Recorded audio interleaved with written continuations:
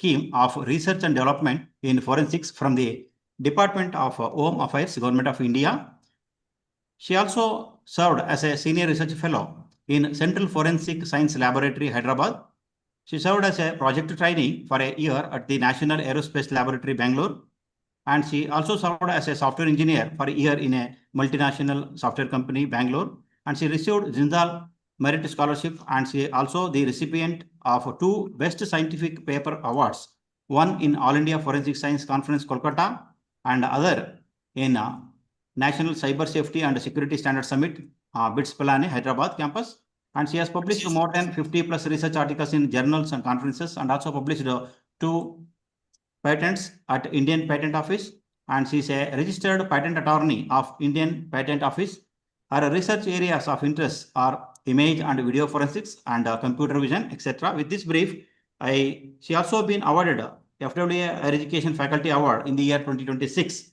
It's from the Federation of World Academics of at New Delhi. With this brief, I welcome wholeheartedly Professor H.R. Chennamma Madam to this session on behalf of all the participants through online and also on behalf of the MMTC and University of Mysore. Over to Chennamma Madam. Please, Madam. Thank you, sir. Thank you for the introduction. PPT. Yeah. Am I audible? Yes, madam. Yeah, Madam. my screen is visible to all? Yes, madam. Yes, madam. Good afternoon to one and all. Thank you for the opportunity. Myself, Dr. H.R. Chennamma, professor working in the Department of Computer Applications. So today we are discussing on cyber security. Sir, as you know, this is not a new terminology now. Way back, like 10 years back, it was very new to everyone, and everyone tries to understand what has to be done for this, taking this security, cyber, what is this cyber security, how to understand this, how to take care of ourselves against cyber crime and all. Now it is very well known terminology. Because of a lot of advertisements and a lot of crimes are happening around us. So due to that, this is everyone is aware of this cyber security. So hence what I'm dealing here is I'm discussing not purely on cyber security. Let us understand one step above that, like what preventions, and if at all, if it happens, what should be the care we should be taken, and what happens after if any attack happens to us, and how to take care of ourselves. So I'll not discuss purely theoretical aspects. So let us learn or discuss a little above that. So as introduction, we know cybercrime. What is cybercrime? Crime is any illegal activity which conducted through our targeting digital systems, networks, or devices. Any crime happens using internet to the through or to the digital systems through a network. It is called cybercrime. So cyber security is nothing but we are protecting against the cyber crime. The security which we take or the mechanism which we use to secure ourselves against the cyber crime is nothing but cyber security. I'll just, as a brief, knowledge about cybercrime. There are many types of cyber crimes.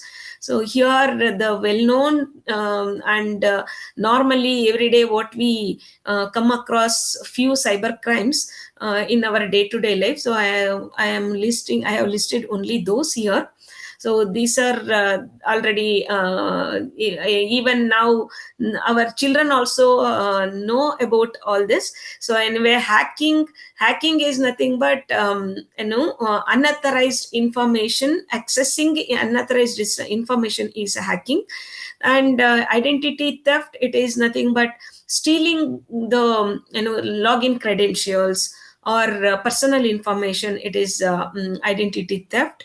And virus dissemination, it is malware. So the harmful programs are distributed among the in the network to the actually it is done on a particular person. So yeah, otherwise also they will try to do on all the systems. And financial frauds, so we know that many of the educated and uneducated, everybody is knowingly or unknowingly, they are becoming victim for cyber frauds, financial frauds. So they're losing money, even though they're taking care of many things, still financial frauds are happening every day. And phishing, it is nothing but fake websites, or fake messaging, or fake person, we can say, pretending like the genuine entity, is called the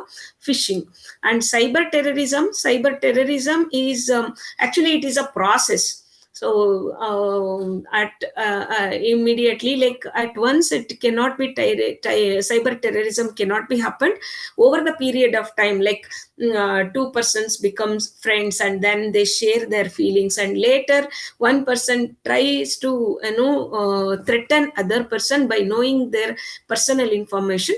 So this is how cyber terrorism happens. And information privacy is nothing but, it is usually in the entertainment industry it happens. So like when the movie releases, we can get the movie pirated copies of the movie. So that is another form of cyber crime. And social engineering, it is pretending like a person. So one person acts like another person over the telephone.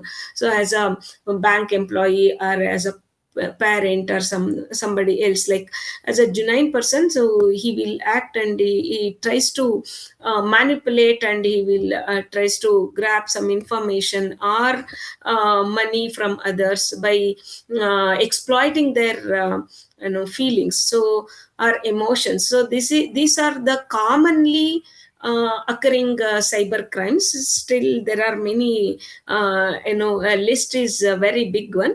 Anybody have come across any other cyber crime other than this? Anybody have experienced? Either you or your friends or relatives?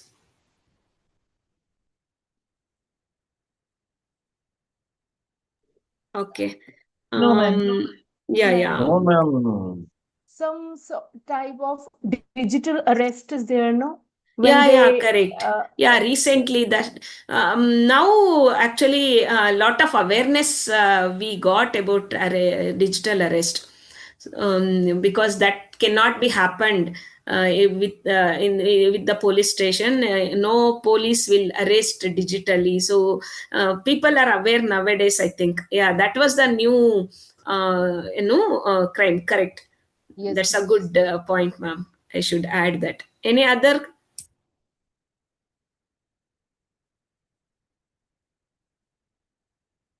Another important information I want to I have included in my slide, that is deep faking,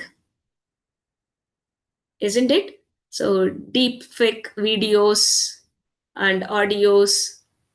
So this is also making a lot of exploiting the life of others.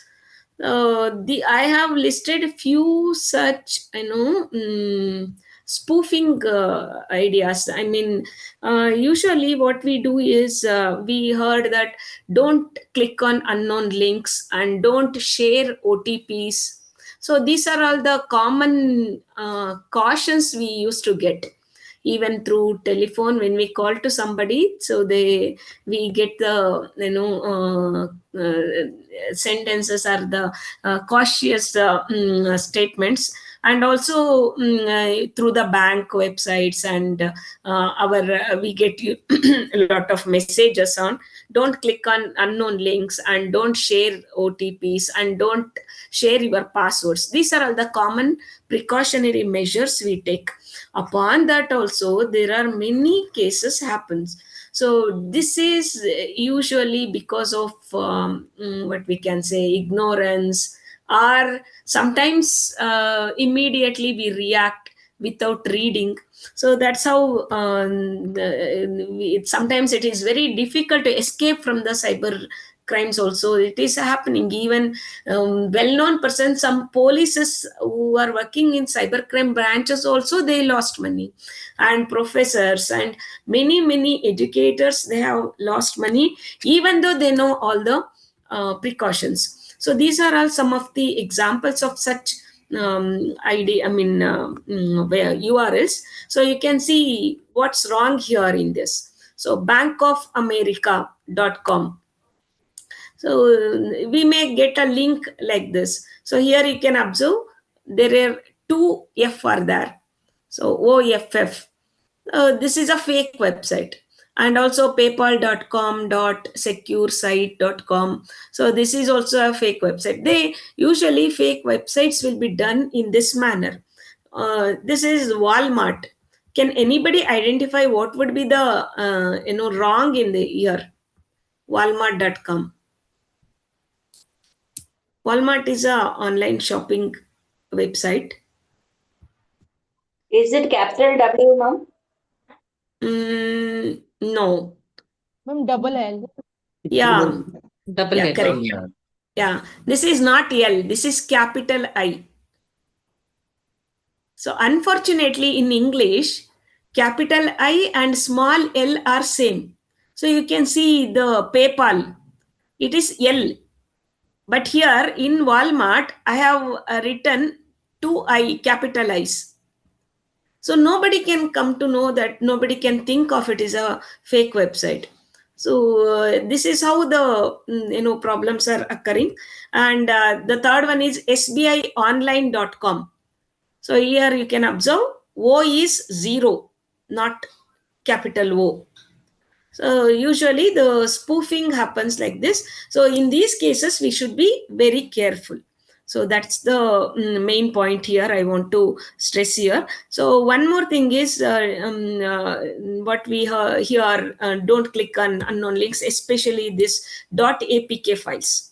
So these, what will happen, .apk files, when you click on that, there is a file called a RAT file, remote access file.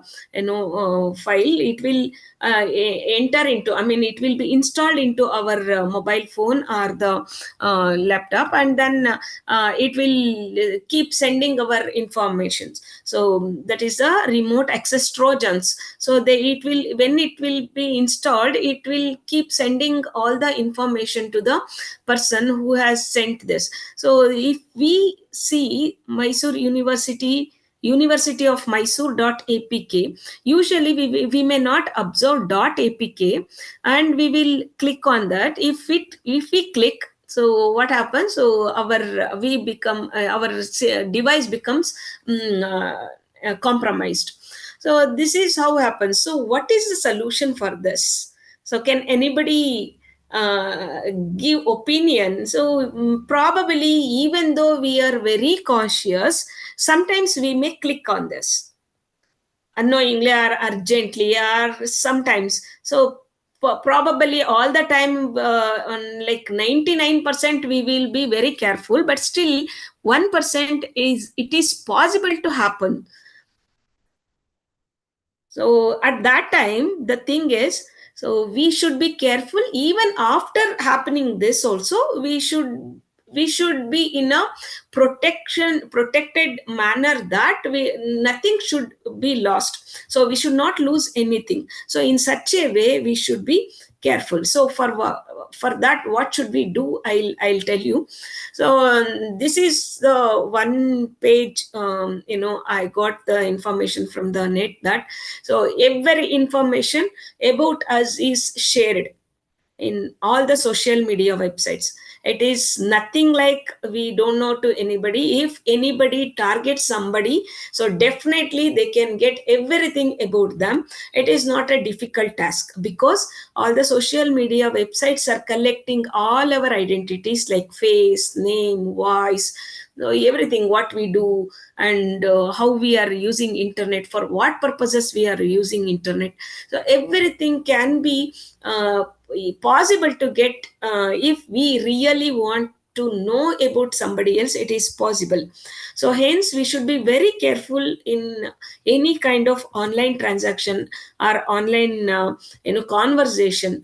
As we know that we are very forward, and we are very much advanced in case of software development and technology, but still, why this cyber security is so hard to get protection against cyber crimes? So why it is why people are struggling, why government is struggling so much, why technocrats are not able to give complete protection to the public?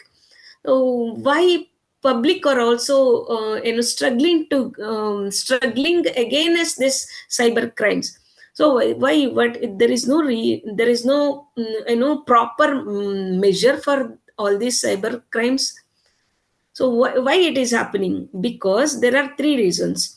It is this cyber security is not just a technical problem. It includes the emotional aspect of the human also. Because there is only one way for even to the criminals, even to the genuine person also. So there is only one way we are using internet. So while using internet, we will get all the facility. So while using that facility, we have to be careful. So for example, we have a password to protect our emails or any other login credentials, our accounts. So if we reveal our own passwords, who can protect? So, and if we disclose OTPs, if we disclose our own identity, so nobody can protect it. It is a protection method. So these are all like locks to the account. But if we give key to the somebody, so anybody will enter it and they can rob the information. So this is why this cybersecurity is so hard even today, and in even future also. This cyber security problem will be there forever, because this is not just a technical problem. This includes human aspect also. So hence it will be there forever, and we have to be careful, and we should know what precautions to be taken. Even if it happens, what can be done? So that's what we have to understand. And one more reason for why this is so difficult, cybersecurity is so hard to provide, so hard to get to somebody. So that is because of the rules of cyberspace are different from physical world. So like in our traditional life, in our day-to-day life, so we have compound to our house, and we have locks, we have protection measures, and so all these, and we know that what is wrong while how to behave in public spaces, what is wrong in in our day to day life, how should we live. So that and all we know in our traditional life. But nowadays we are living in in two worlds, that is we are leading digital life as well as traditional life. So in digital life, that is actually most of these people are mostly very live in digital life, because they are very active in digital life, and they have a lot of friends. They will be having a lot of friends in their digital life, and they are very very good at talking and making friends and all. But if you see the same person in physical life, he may be very less talkative, and he might be very quiet, and he may be good, but that same person might be a criminal in the digital life. So these two lives are entirely different. So what we are living, digital life and the traditional life, so these two lives, the same person will behave completely differently in different modes. So there is no relationship between the digital life and the traditional life. So the person how he looks may not be same in the digital life. So hence we cannot link or relate between these two. So there are the rules. So how to use this digital platforms and our cyberspace is different from how we behave in traditional life. So we cannot apply the same thing in the cyberspace. So while making a friend, we should be very cautious, and how much we have to reveal our information. So that and all, it is to be taken care in digital life, other than, but in traditional life, that is all, it is a complete different life. So hence people are still needs to be aware and to be more matured to adopt to this digital life. And cyber security law, policy and practice are not yet fully developed. Still it is developing stage, because I'll tell you, if you lose money through any financial fraud, it is very very difficult to get back the money. If you are if you follow like how to complain as early as possible within 3 hours, and that person, if he does not transfer to any other account, it is, there are many factors work out here to get back the money. And also investigation is very very difficult in case of digital crimes, because all data or evidences are volatile. We won't get concrete evidence in case of digital crimes.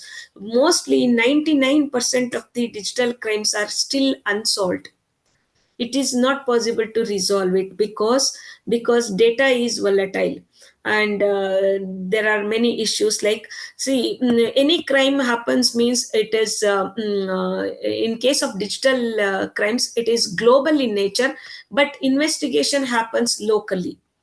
But in case of conventional crimes, so it is, there is a jurisdiction. So if any crime happens in one place, so the person who tries to give complaint, lodge a complaint to against that crime or something happens, so for that he has to go to particular police station which comes under that jurisdiction. But in case of digital crime, whole world is a one place. So the person who can sit in who is sitting in Australia, he can commit a crime, or he can attack on a person who is in India. So there is no boundary for digital crimes. So what happens in this case is, so if a police tries to investigate on that crime, he has to get the evidence. So when while investigating, he comes to know that this crime has happened, the person who is sitting in other country. So police will try to get the information about that criminal from the other country. So when the police police, when he writes a mail to the other countries people, they will not give complete information about the criminals. So because they have separate law, their legal system is different, our legal system is different. We know that every country has its own law, own policies. So all the rules and regulations are different from other countries to other countries. So that such information, the person who is citizen of other country, they may not give information to the police. So at that time, all investigation stops there. So this is why the most of the cyber crimes are not getting resolved, even they are still in pending cases. So hence it's always better that we should be careful enough before becoming a victim of such cyber crimes. And also for all the crimes, there is no punishment is penalty, or punishment is not yet formalized, because so every day new crimes are happening. Like new diseases are coming, new medication to be found out. So similarly, so for all the crimes, even if there is a in a legal system, there is a punishment or penalty is there, but tomorrow a new kind of attack will arise. So hence this is still under development. It is not yet fully developed. That is, the cyber law or the policies or practices are still under development, and it is not matching across the countries, all the countries. Hence it is very, very difficult to get the evidence about the cyber criminal. So hence, due to all these reasons, cyber security is too hard to solve, and it is still is now also it is there, and in future also it will be there. So why what are the other challenges, or why it is still alive always? It is because providing a security is just an illusion. It is not possible to give complete protection against any crime. So only awareness can be given, and also continuously new attacks are coming. So hence developing mechanism against such attacks are also still under development. And giving protection is not one time job, so it needs constant monitoring. For example, we can say that our CM or PM needs more security than a common man like us. So the security is not standard, cannot be standardized. It is customized. For one person we need lot of security, probably for another person we may not need that much of security. So it cannot be standardized. At the same time, once we protect ourselves by taking care of all the settings in our mobile phone, or if we install antivirus software, and all the way if we have a protection also, so we cannot just ignore it. Constantly we have to see or check that protection is continued all the time, or we need any more protection, or anything is inactive, or anything became not working. So that and all constant monitoring is required. And one more important thing is security. We don't take it very seriously sometimes, because security is an extra step. For example, I'll tell you one simple example. When you insert a mobile, a USB pen drive, we can say that pen drive. So as in when you use that pen drive, it will ask for scanning your files. So there is an option that, so you can skip that scanning, or it will search for, or it will scan for viruses. So if you skip the step, so nobody can protect it. So why I am telling, for getting a security we need lot of patience also. So it reduces our efficiency.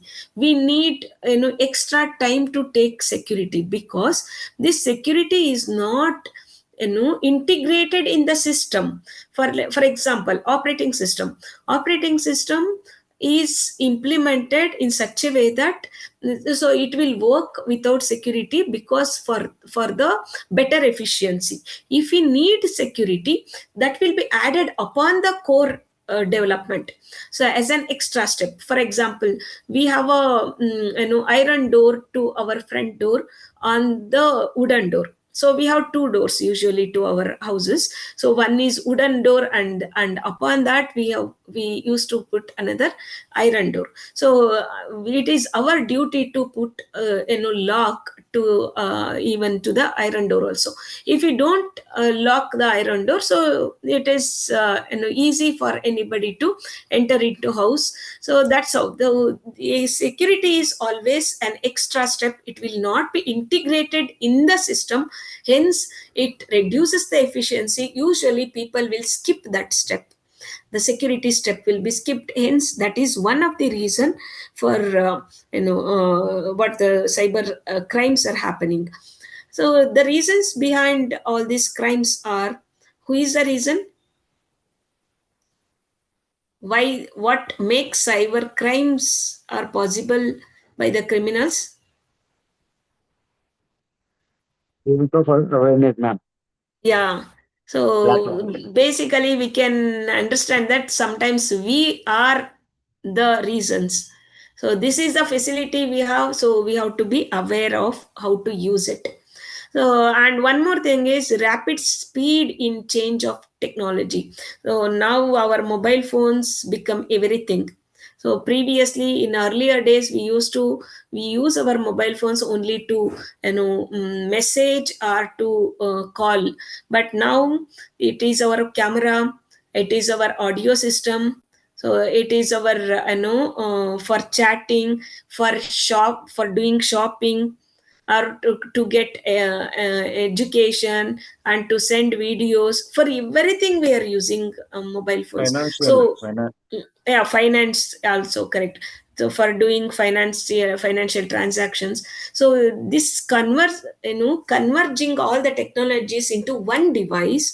So attackers are targeting that device.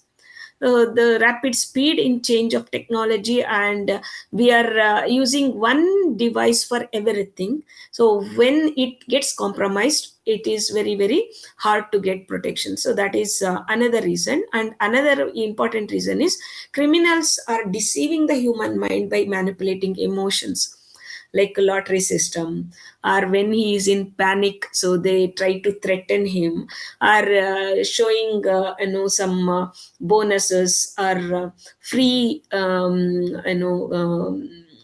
they, if you buy something, it is free, something else is free. So some kind of emotional blackmailing. So nothing is available in this world, it is free. So anyway, they just manipulate the emotions, and they try to impose the feelings, and they try to grab the emotions of the person. So this is how, these are the main reasons. So because of the technology is in one system, and also human is a emotional animal, so their criminals are working on that emotions. So this is why the cyber crimes are happening.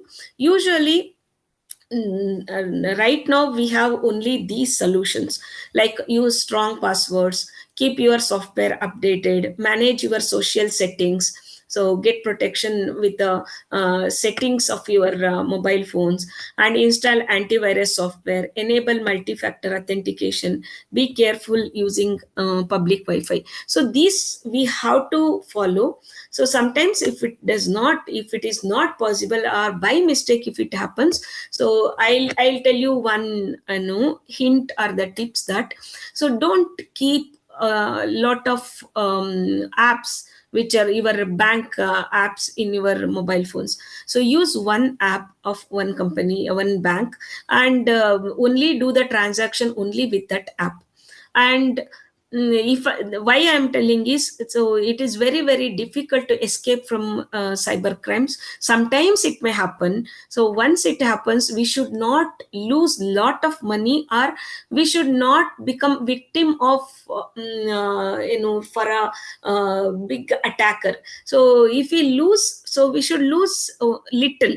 Okay, so if somebody threatens us emotionally, for that we should be careful that we should not share our personal information. So in that way we should be very careful. So for that, so what we have to do is so do the transaction only through bank websites, and you transfer to a UPI and your UPI should be connected to linked to only one bank account, and you keep as less amount as possible in that bank account.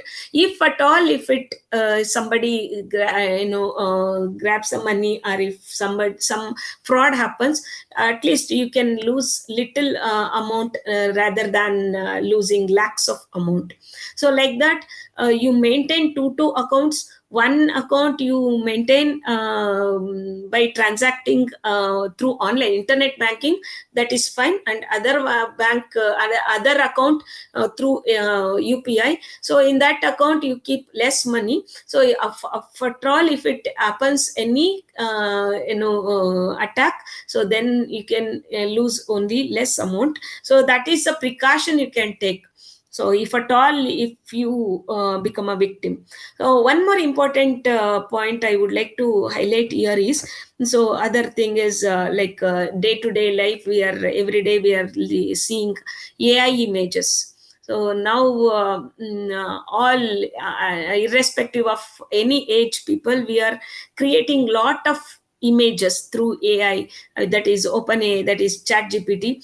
So we can see a lot of fake images around us. So like when we own a cup, IPL cup. So I have seen that in the status, everybody has put the status that next to the Virat Kohli, so this person is also taking the cup of IPL. So that's how people, it is very, very simple to create the images. So how to know that those images are fake or real?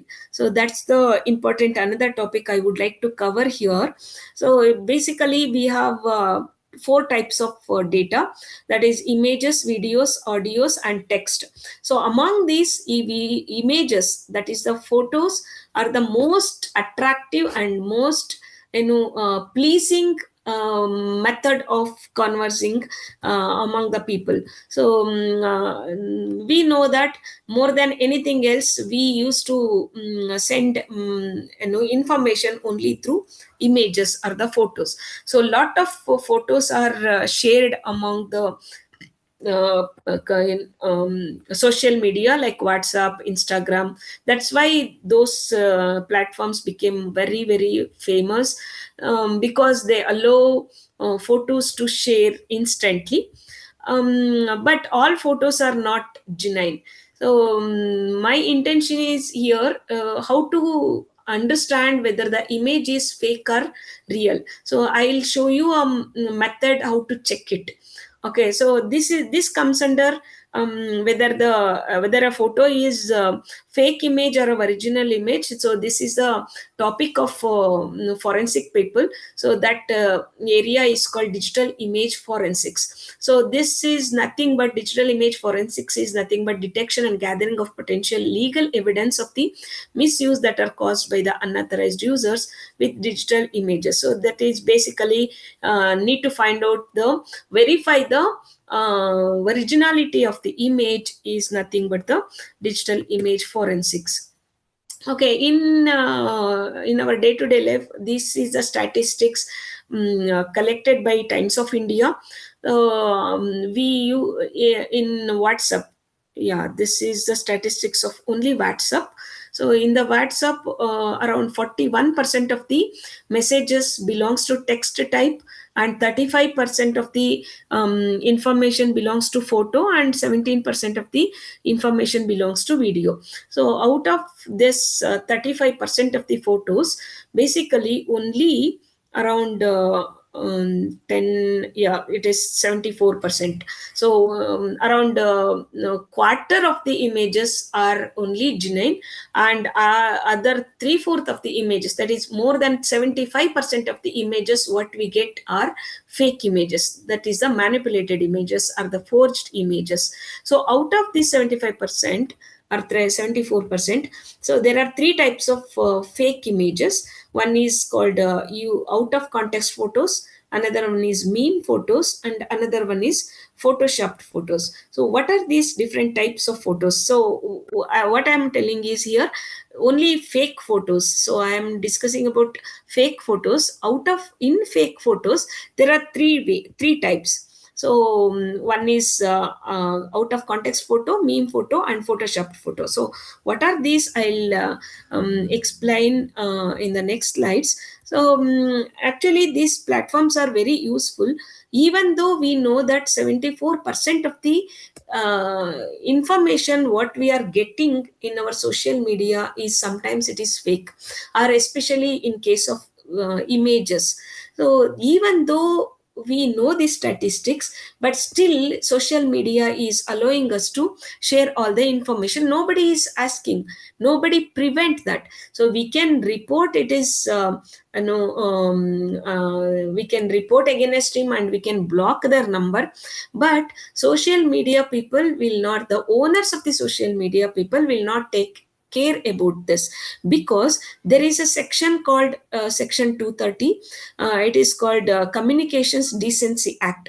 So that says social media can't be held responsible for what other people publish on their platforms. So why I'm telling is, see, for example, how we can get protected from this all this cyber crimes. So if the government takes care of all the measures, and social media, usually all this happens through internet. So like Instagram, WhatsApp, and rumors are spreading around through this social media. So if social media takes care of this, so it will verify on its own, and if it is wrong information, it should mark it. So who has sent this, and for him they have to give a caution statement that you should not do, or we will not allow. Only the real images, real photos, or the real information must be shared in the platform. So how it would be, it would be fine, right? So that's what I'm telling. If WhatsApp owner, WhatsApp who is maintaining that WhatsApp app, if they take care of all these measures, like if it is wrong information is circulating among these people in the WhatsApp, so WhatsApp people themselves have to check and they have to prevent against it. So in that case, all we people are very much secured, right? So we will be very free and we can believe everything. So but it is not happening, because the people are the app developers or app maintainer who is there, he is not responsible for what the information is circulating in their social platforms. So if government gives one instruction that people are misusing your apps, so you should be held responsible. For example, we have a WhatsApp group. So in the group, admin is responsible for any kind of information circulating in that group. So in that case, admin is nowadays we have experienced it. If the admin always be careful, he takes care of if any wrong information is circulating in that group, the admin will immediately send a message that don't send this kind of information in this group. So that's how even WhatsApp people also, if they take care of this kind of measures, then we all will be secured. But it is not happening because of this section 230 act, that is Communications Decency Act. So those people are not, the social media owners are not responsible for any kind of crime happens on their own platform. So that's why we have to be careful, the public, what we are using. So we only have to know that what we should believe and what we should share. So hence we should be careful while clicking on anything. Okay, we'll come back to the topic that how to understand it is a fake image or the real image. Okay, there are three types of fake images. One is out of context photos, that is the image is circulated at different time at different situation. for example, this is I got at the time of COVID time.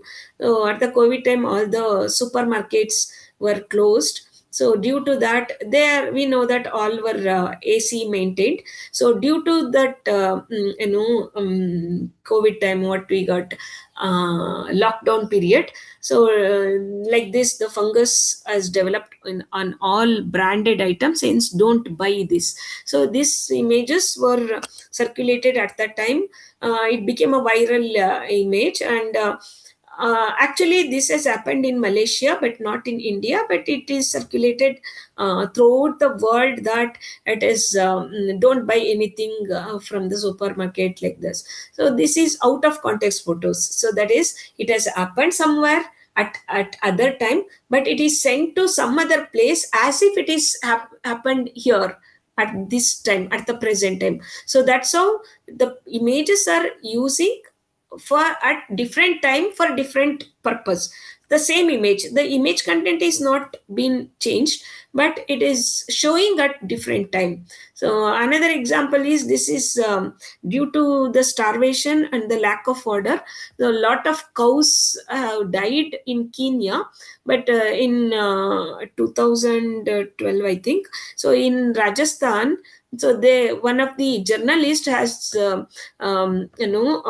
showed as this photo is from Rajasthan. So it is happening in Rajasthan. Actually, it is not the photo of Rajasthan. It is of it is taken in Kenya. So this is an example of out of context photo. Simply, the people are showing as if they are at different time and different situation it had happened. So another type of fake image is meme photos. It is not a fake image. It's just people use these meme images for entertainment sake. So they just put the headings like this, and they just for the fun sake they use this meme images.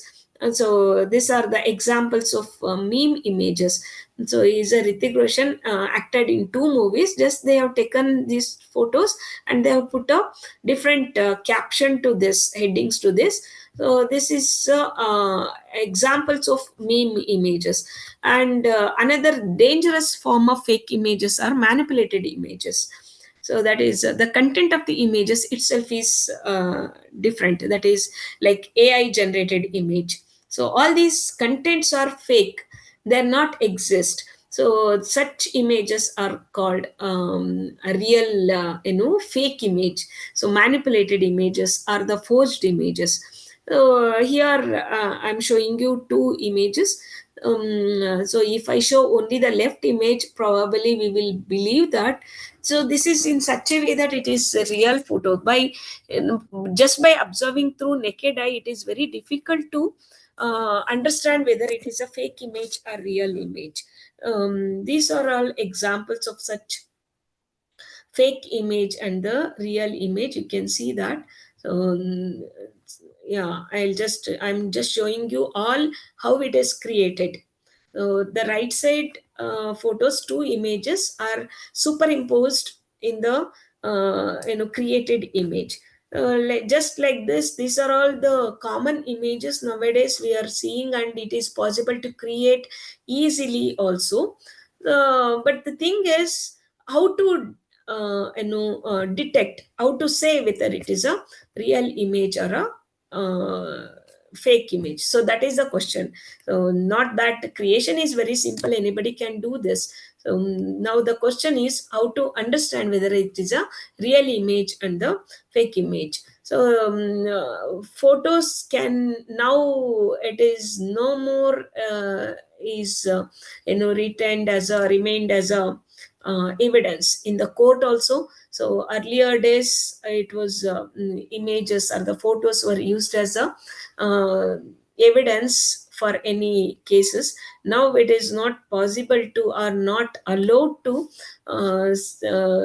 consider the photos as evidences as it is. But if a forensic expert verifies, and if they confirm that it is a real image, then only they'll consider it as a evidence. Otherwise it is not.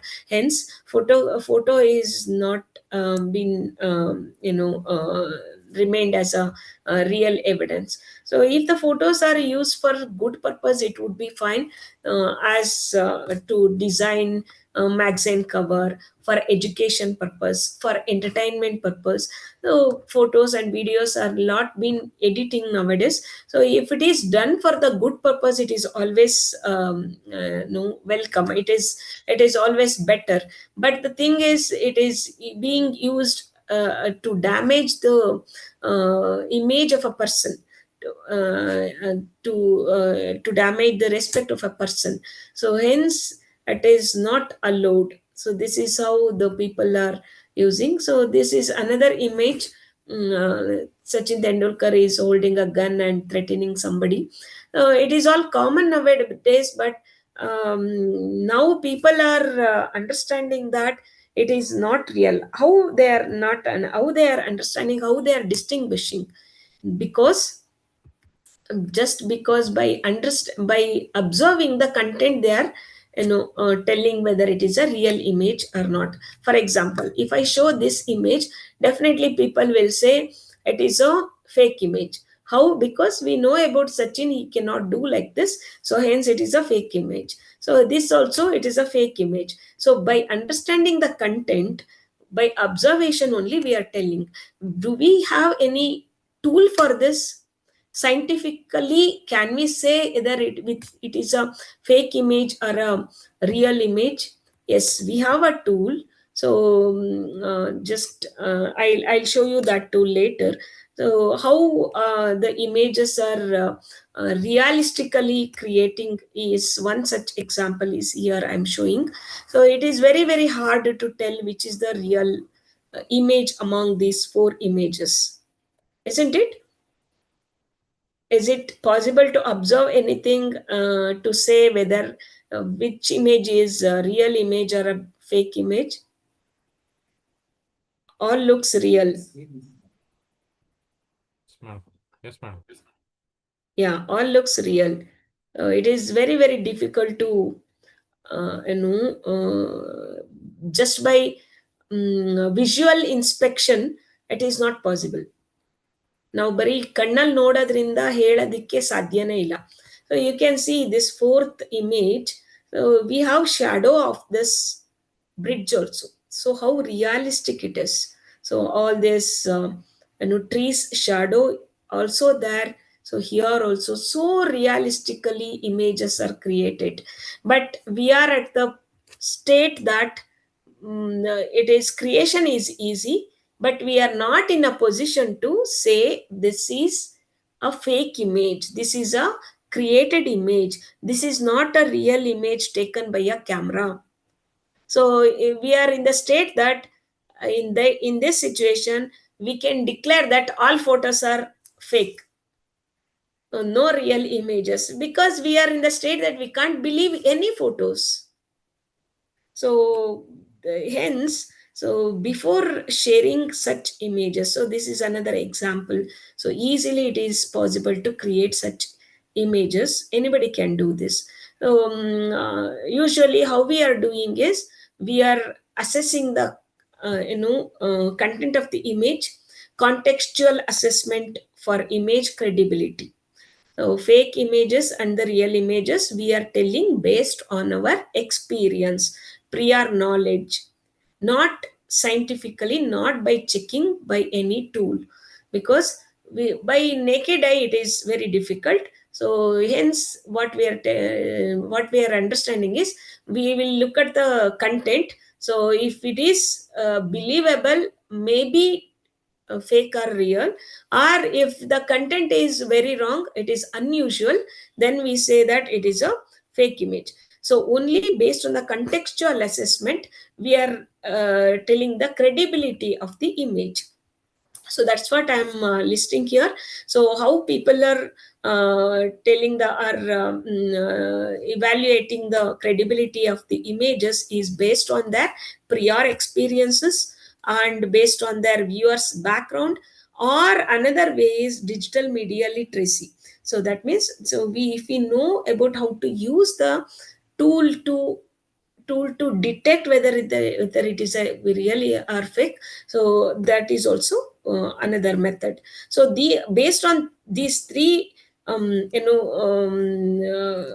methods, we are telling it is a fake image or the real image. That is, one is by viewer's background, so based on our prior knowledge and the content of the image we can observe, and we can find out some clue of wrong things in the content, or we can use some tool to identify whether it is a real image or the fake image.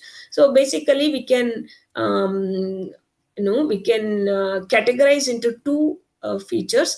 One is non-image related features and another one is image related features. So non-image related features are by observing the content of the image, or who has sent this image. So probably if the photo is published in the newspaper, definitely we will believe, because newspaper editor is there. Editor might have already verified the content, and then he has published in the paper, he has put in the paper.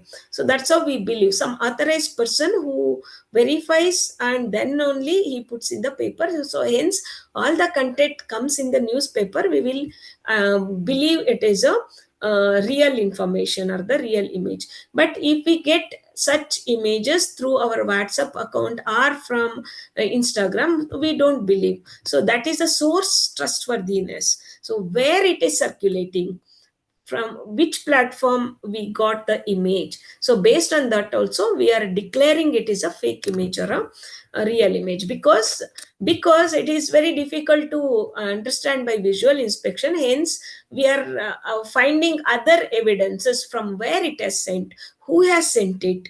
So on that basis also we are telling whether a fake image or a real image. And media type, that is which media, whether it is published in the newspaper, or it is in the through email, or it is published in the magazine, or through WhatsApp we got, or from where we got, that is the media type. Based on that also we are declaring. And then intermediary is the intermediate source. For example, sometimes many a times we used to get a letter like from the government. Today DC has sent as circulated a letter that circular that due to rain, holiday has been declared. But it is a fake letter, but we can see all the stamp and the seal, and like it looks like a genuine letter or the circular. But from where we got it, so that is very important. Intermediary is, so the higher body like central government will send the information to the state government will send to the public. So state government, we call that as a intermediary. So intermediary source so is also matters while believing any image or the information. And bandwagon cues is nothing but how many likes or how many comments. So such matters also counts whether we should believe that information or not. And other way is digital skills and experiences. So that is nothing but we can observe the image. For example, look for the bad edges, like how I told you that shade is there, and quality of the image, color quality, and the content of the image. So all these signs, so they are called telltale signs. So wrong observations. So through that different quality in the same image at a different portion, it also tells us whether it is a fake image or not. So these are all the image related features. Non-image related features are like only check the metadata or source of the information. So if you look at the content of the image to observe any wrong things, so then such features are called image related features. So we have to if we observe carefully, we can identify such features in the image. So that is how we are distinguishing fake image or the real image, but it is not a correct method. So hence we have to use some scientific tools. So these are all the websites which allows us to check whether the image or the information is fake or real. If you get some information, if you send that information to these websites, so they will send back us that it is a real or fake. So this is one such example. This was circulated long back. It is the logo. We can use this logo on our car, like how doctors and lawyers use the symbol. So this was circulated many a times. And if we send to a WhatsApp number like this, so I have shown you the WhatsApp number down. So if we send that image to this WhatsApp number, they'll send back that this is a fake news. So like that, these are the list of phone numbers and the websites.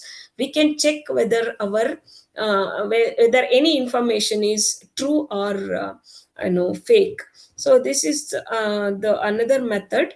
And yeah, these are the tools which are used to identify or to verify the images, whether it is a fake image or real image. Anyway, I'll show you one of this example. I'll take one example like JPEG Snoop tool.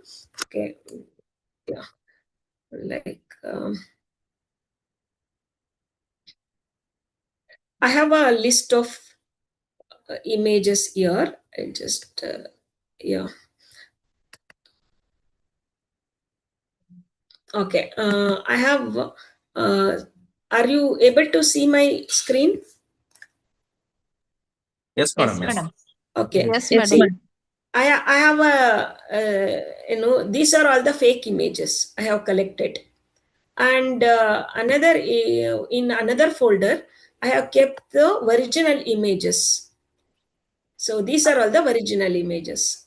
Now I'll show you one idea or the one tool that by using that tool we can directly check whether our image is real or fake.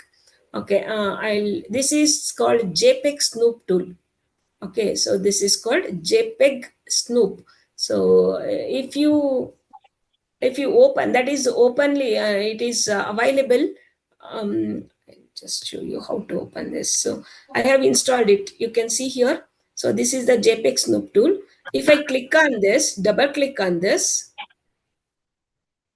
so it will open. You can install, you can, if you type JPEG Snoop in your Google or the as Chrome, so it will install and you can keep it. So you just open that image here. So I'll take one example. Yeah, here, this image. So I have shown you this image already.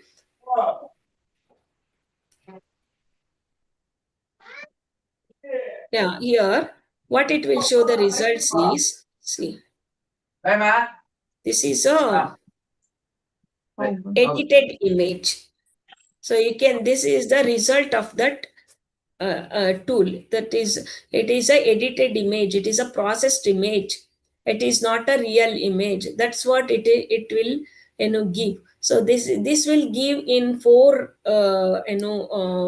ways. One is class 1 image, class 2 image, class 3 image, class 4 image.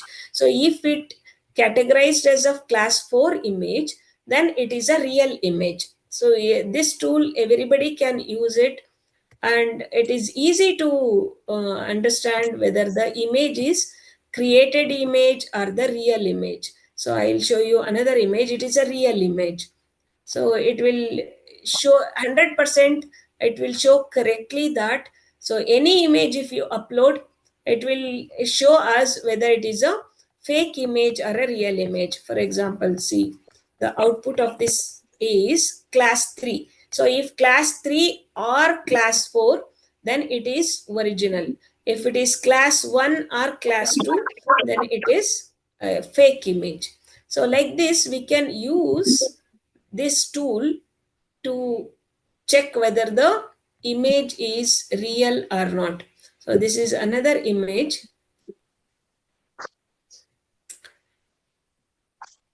Yeah, you can see this is the image.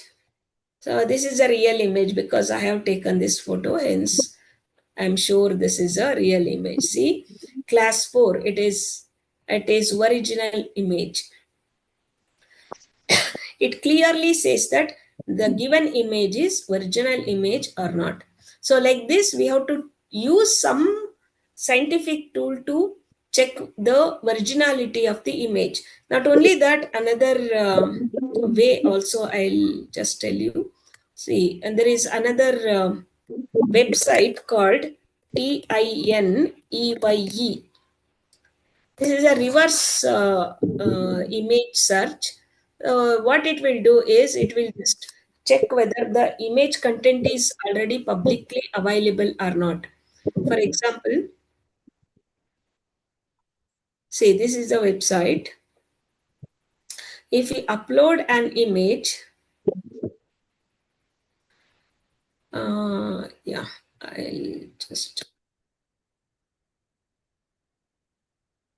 I'll take this example, that is fake image, and I have shown this 4 images here.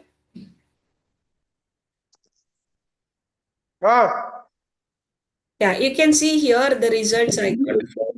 So this is what I shown you, the image. Okay, see, my image, I uploaded this image, and this content is available in the internet in this website.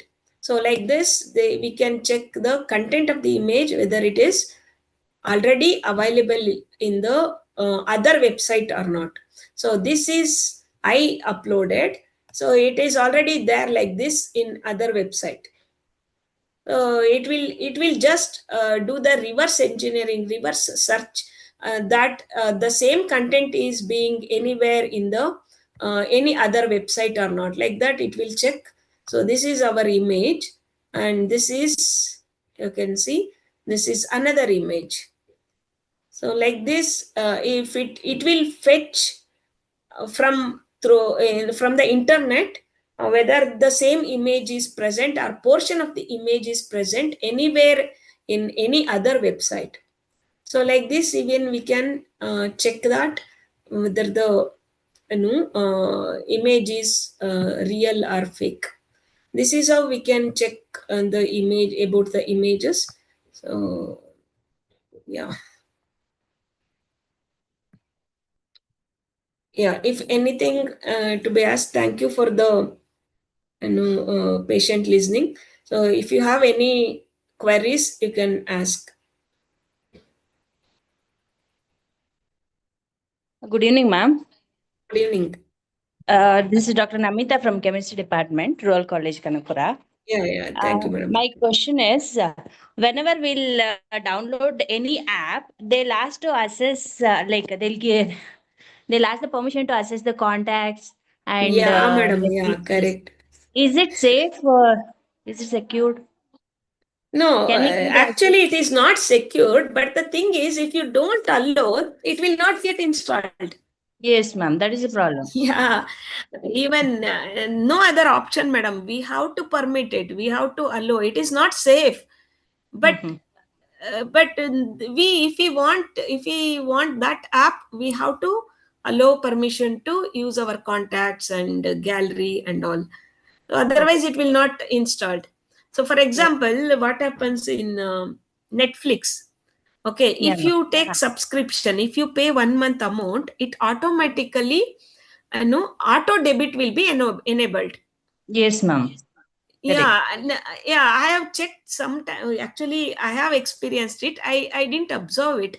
Once I have pay the amount for 1 month, but every month it was going. I didn't observe. Only after 3 months I was seeing the history of my financial transaction. I observed that Netflix auto debit has enabled, and every month it automatically going.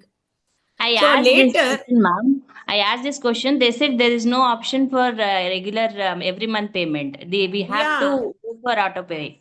yeah, what we can do is, now what I'm doing is, I'll pay and I'll come back to my app and I'll disable it.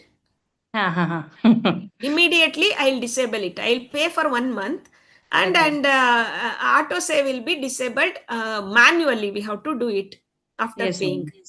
So these Okay. are the things we should find the ways, madam. No other option. Like after installation, what you can do is, you go to settings and apps permission is there. So go Okay. there and disable the permission. Okay, fine, ma'am. After installation, you can do that. Okay. Thank you, ma'am. I have another question. This UPI transaction, do you think it is safe? The Google Pay, Phone Pay, all these things? Yes, madam. Nowadays it is safe only, no problem. But only thing is, this kind of APK files. So that kind of files should not be installed, so that it will come to know our password. That is the what we enter the key, PIN Okay. number. So that should not be revealed. Otherwise, it is safe. Now Oh. it has become a lot of safety measures. So no problem. Anyway, better thing is, as I told you, it's better to keep less amount. Okay. And you should have two accounts. One is related to UPI. Another one should you link to regular, and the main account you should not use UPI. Better. Okay.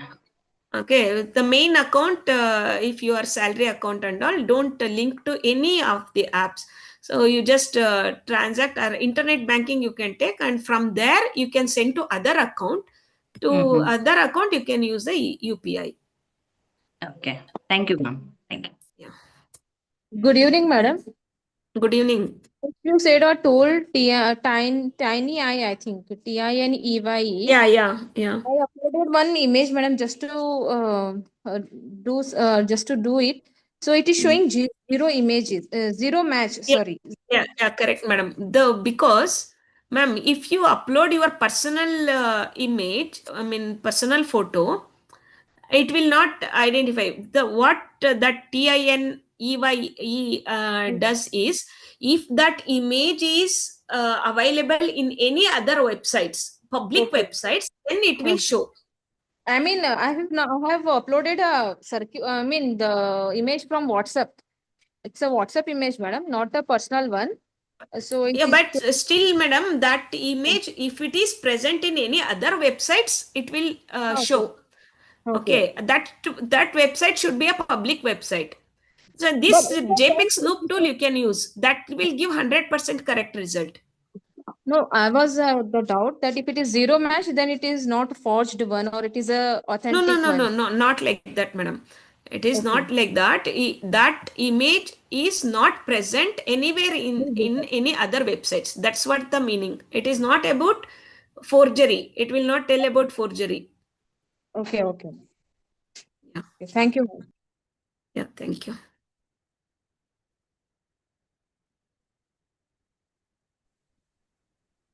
Yeah, thank you for the interaction. I'm happy that for your interaction and for your doubts.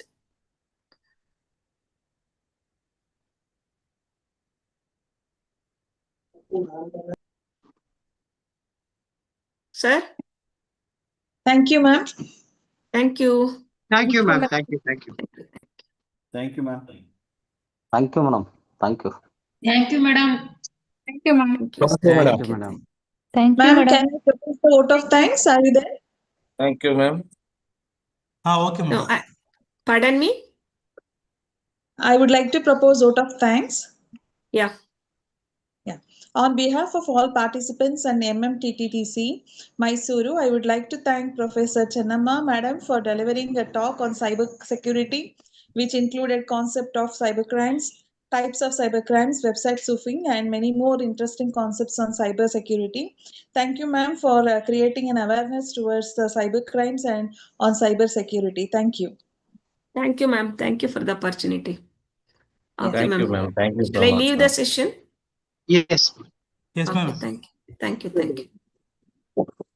Thank you, ma'am.